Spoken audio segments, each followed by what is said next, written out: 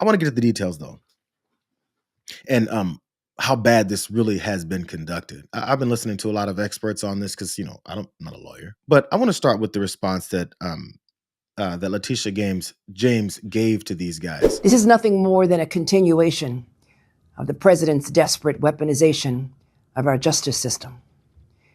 He is forcing federal law enforcement agencies to do his bidding, all because I did my job as the New York State Attorney General. These charges are baseless, and the president's own public statements make clear that his only goal is political retribution at any cost. The president's actions are a grave violation of our constitutional order and have drawn sharp criticism from members of both parties. His decision to fire a United States attorney who refused to bring charges against me and replace them with someone who is blindly loyal not to the law, but to the president is antithetical to the bedrock principles of our country. This is the time for leaders on both sides of the aisle to speak out against this blatant perversion of our system of justice. I stand strongly behind my office's litigation against the Trump Organization. We conducted a 2-year investigation based on the facts and evidence, not politics. Judges have upheld the trial court's finding that Donald Trump, his company, and his 2 sons are liable for fraud. I'm a proud woman of faith, and I know that faith and fear cannot share the same space. And so today, I'm not fearful. I'm fearless. And as my faith teaches me, no weapon formed against me shall prosper. We will fight these baseless charges aggressively, and my office will continue to fiercely protect New Yorkers and their rights. And I will continue to do my job. This is what Donald Trump and this fascist MAGA party hates about Letitia James. She speaks forcefully, she speaks directly, and she speaks passionately about how wrong they are, gives the facts, points out everything that's there. It's a level of intelligence and directness and anger. Let's keep it real. You get to have that versus stupidity, flailing, and lies. It's so stark.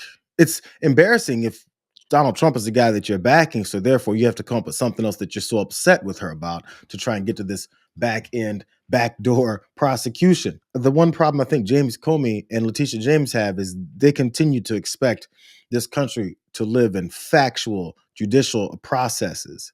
We'll see how long that lasts. But I do want to show you guys someone else. Liz Oyer. She's shedding some light on how this whole indictment came down with Letitia James and how JV it really is.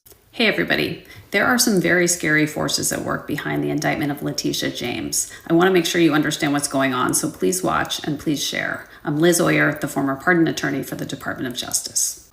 Letitia James is the Attorney General of New York. Donald Trump hates her because she sued him for fraud and won. As payback, he ordered the Justice Department to prosecute her. A big problem for Donald Trump was that he couldn't find any legitimate prosecutor who was willing to bring the case. So once again, he brought in Lindsay Halligan, the sham prosecutor who indicted James Comey, to get the job done. Halligan charged James with lying on a mortgage application to get a better interest rate, which allegedly saved her $18,000. I don't know if this is true or not, but even if it is not the type of case that ordinarily would be federally prosecuted. What's really disturbing about this, and what I want to focus on, is how Halligan got the information to bring the charge against James. There is a very creepy guy named Bill Pulte who Donald Trump appointed to lead an obscure government agency called the Federal Housing Finance Authority, or FHFA. FHFA regulates the mortgage industry, so it has access to a ton of non-public information about our mortgages. Pulte apparently went rifling through this information to dig up dirt on Donald Trump's enemies. He bypassed a whole bunch of rules and regulations to do this. Pulte is colluding with Ed Martin, a DOJ official who calls himself the Weaponization Director. I've told you about Martin before. He is an unqualified, unethical, sham lawyer who is also very dangerous. Pulte and Martin are both desperate for attention from Donald Trump, so they have teamed up to build cases against his enemies in the hopes of getting a pat on the head. It is really quite pathetic and also very corrupt. Martin posted pictures of himself meeting with Lindsay Halligan this week. Then, after James was indicted, he posted this: "Promises made, promises kept." I'm sure he's hoping to be invited to Mar-a-Lago this weekend. If this weren't so dangerous, it would almost be funny. Like Vince Vaughn and Will Ferrell would have a field day with this buddy movie. But unfortunately, this is not a movie, and we have not seen the last of Pulte and Martin yet. They're also investigating Adam Schiff, Lisa Cook, and probably many others. As I point out, Liz Oyer, who broke that down pretty clearly. I think of even aspects that other folks don't have the time to talk about on these cable news networks and these articles that folks aren't reading. But the weaponization director, he called himself Ed Martin, the weaponization director in an administration that keeps claiming there's no weaponization of our of the DOJ to go after his political enemies. Yet he labeled himself the weaponization director. And then Bill Pulte going through all kinds of things to try and come up with something to nail this whole thing down. They honestly don't care how wild and sloppy this is. They're literally posting pictures and celebrating what it is that they said they were always going to do to Letitia James, because she got his ass really fast, though. Here's Liz Oyer. I ran this early in the year after she was dismissed of her position in the Department of Justice as the pardons attorney. One of the things that Donald Trump had an issue with Liz Oyer over was the lack of, I guess, coordination with him, lack of head nodding for him to give Mel Gibson, big time actor and big time Trump guy, to give him access to his guns again that he didn't have access to because he's a domestic violence abuser. So as she was going to testify about that, this is what happened at her house. Perhaps the most personally upsetting part of the story is the lengths to which the leadership of the department has gone to prevent me from testifying here today. On Friday night, around 9:15, I learned that the Deputy Attorney General's office had directed the Department's Security and Emergency Planning Service to send 2 armed Special Deputy U.S. Marshals to my home to serve me with a letter. The letter was to be served at my home between 9 o'clock and 10 o'clock on Friday night. I was in the car with my husband and my parents, who are sitting behind me today, when I got the news that the officers were on their way to my house, where my teenage child was home alone. Fortunately, due to the grace of a very decent person who understood how upsetting this would be to my family, I was able to confirm receipt of the letter to an email address, and the deputies were called off.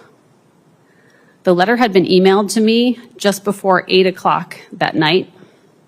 At no point did Mr. Blanche's staff pick up the phone and call me before they sent armed deputies to my home.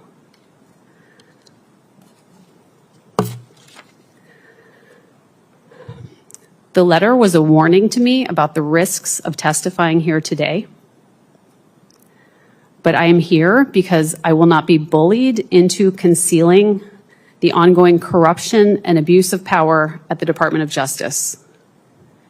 DOJ is entrusted with keeping us safe, upholding the rule of law, and protecting our civil rights. It is not a personal favor bank for the president. Its career employees are not the president's personal debt collectors. I see only Democratic members here today, but this is not a partisan issue. It should alarm all Americans that the leadership of the Department of Justice appears to value political loyalty above the fair and responsible administration of justice.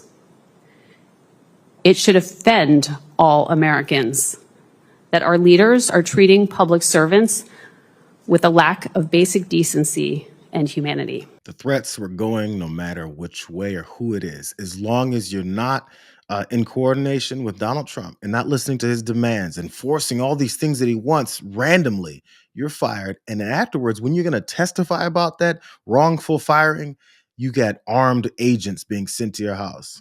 That's Liz Oyer's story.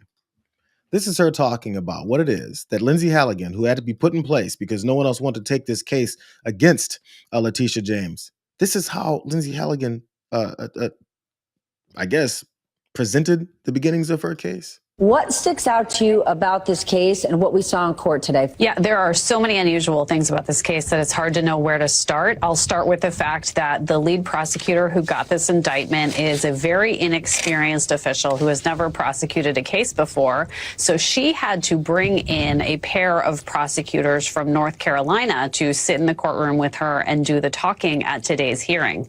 These lawyers are U.S. attorneys, but they don't even work in the Virginia office where this case is being prosecuted. They were imported from another office because literally nobody in the Virginia office wants to work on this case. We did get a preview at this hearing today of what types of arguments Comey's defense lawyers will be making, and there are some serious grounds to potentially seek dismissal of the case before it even gets to a jury. They're going to be arguing that this was a vindictive prosecution that was politically motivated. They're going to be arguing that the U.S. attorney who I referred to was not legally appointed and didn't even have the authority to bring this indictment. So there are going to be lots of grounds that the court could look at to potentially throw out this case before it even makes it to that January trial date. Lindsay Halligan needed help. She didn't know what she was doing. She needed help in filing this stuff. Other folks in that U.S. attorney's office that she now heads didn't want to help her ass out. I'm not going to put my name on this trash. You want me to destroy my career and my reputation over this guy telling you what to do and when to do it and how much to do of it? Are you serious? She sucks. She doesn't know what she's doing. He had to go and get the greenest of green people who's never done anything like this to carry out his political retribution plans. And I guess they still think this is going to work out for them. I'm really not sure how. But earlier on, there was one of those folks talking about how they said promises made, promises kept. This was a promise that Mike Davis, I've run this a couple of times because looking at his face just shows you why he's so jealous and upset of anyone like Letitia James. This is the promise that they were making, and see if it's based in any kind of legalities, normalcies, or actual prosecutorial processes. Just say this to Big Tish James, the New York Attorney General.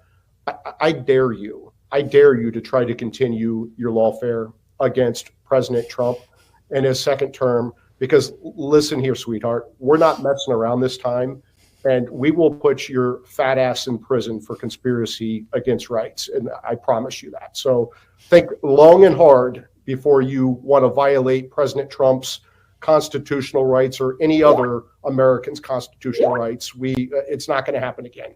We've been warning people on the show, Mike, this isn't the same Trump administration. Stop messing around. Don't rig elections. Don't illegally vote. Don't try the funny business, because we know the team this time and they are not effing around. We know the team this time is full of criminals willing to follow this criminal's approach to things. They're not effing around. But Mike Davis, with his sorry, puny ass, wants to keep talking about it. We're coming for you, Big Tish.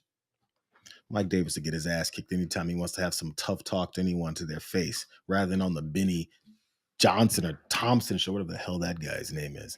These sorry ass, weak sumbitches. Big tough guys. I bet when he has a keyboard in front of him, he's really tough then, man. He really puts out the big ones then. Sorry ass.